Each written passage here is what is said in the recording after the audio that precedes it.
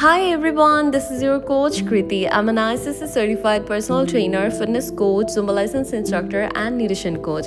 So আজকে আমি তোমাদের সাথে শেয়ার করব আমি প্রতিদিন সকালবেলা এইভাবে কেন মধুর ভিতর থেকে এক কোয়া রসুন তুলে খেয়ে ফেলি।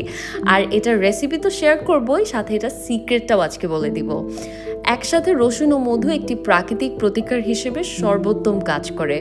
মধু ও রসুনে থাকা অ্যান্টিঅক্সিডেন্ট ত্বকের টক্সিক দূর করে আর রক্ত পরিষ্কার করে। রসুন ও মধুর জীবাণুনাশক গুণ কিন্তু মাইনর কাটস ও ক্ষত দূর করতে সাহায্য করে।